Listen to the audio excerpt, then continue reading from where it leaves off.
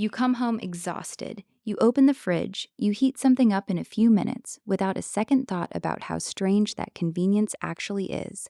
Fire, contained, controlled, sitting quietly in a small metal box in your kitchen, ready the instant you need it.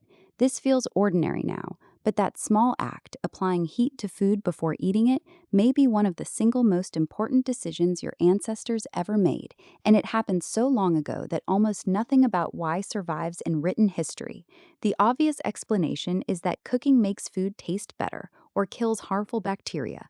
Both are true, but neither one fully explains why cooking became so central to human life that some researchers now argue it reshaped the human body itself. Primatologist Richard Wrangham has spent much of his career studying exactly this question, and his answer is more dramatic than most people expect. Wrangham's cooking hypothesis argues that the shift to cooked food wasn't just a convenience early humans stumbled into. It was, in his view, one of the key turning points that made the human brain possible at all. Here's the problem cooking solved. Raw food, especially raw meat and tough plant matter, takes an enormous amount of energy to chew and digest. Your gut has to work hard extracting calories from it, and a lot of that potential energy simply passes through unused.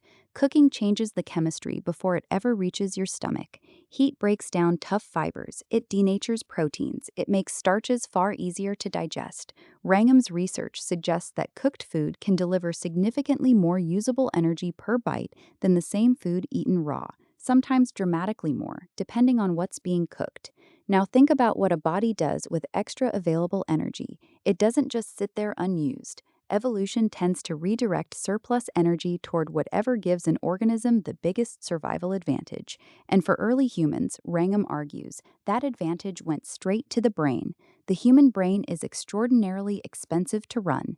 Even though it makes up a small fraction of your total body weight, it consumes a disproportionate share of your daily energy, far more than most other organs. Wrangham's hypothesis proposes that once cooking freed up a reliable surplus of usable calories, evolution had room to favor bigger, more energy hungry brains because the fuel to support them had suddenly become available in a way it never had been on a strictly raw diet.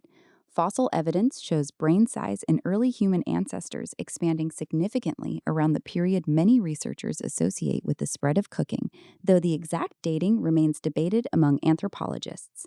There's a second piece to this story that's easy to overlook.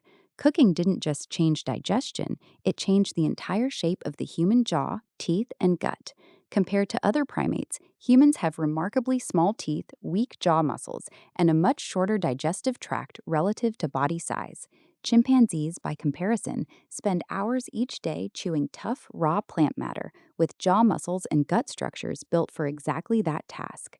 Wrangham has argued that once cooking became reliable, natural selection no longer needed to maintain the massive jaws and long guts required to process raw food, freeing up energy and anatomical space that, again, could be redirected elsewhere.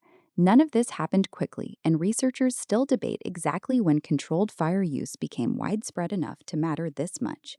Archaeological evidence for early fire use, including burned bone fragments and ash deposits at some ancient sites, stretches back hundreds of thousands of years, though clear, consistent evidence of daily cooking becomes much stronger in more recent periods of human prehistory. What's less debated is the effect once cooking did become routine. It changed what counted as edible. It changed how much time had to be spent gathering and chewing food each day, and by Wrangham's account, it changed how much spare energy an evolving human body had to work with in the first place. There's a social layer to this, too, one that connects cooking to something beyond biology. Cooking food takes time, which means it created a natural pause in the day, a period when people gathered near a fire and waited together while food prepared. Some researchers studying early human social behavior have suggested this shared waiting period may have shaped some of the earliest patterns of group bonding humans developed, though this remains an area of ongoing research rather than settled fact. What's striking is how invisible all of this feels now. You don't think about digestion when you microwave leftovers. You don't think about jaw muscles when you tear into a piece of bread. But somewhere behind that ordinary moment sits an enormous chain of consequences, stretching back further than written history reaches, that may have helped shape the very brain you're using to read these words.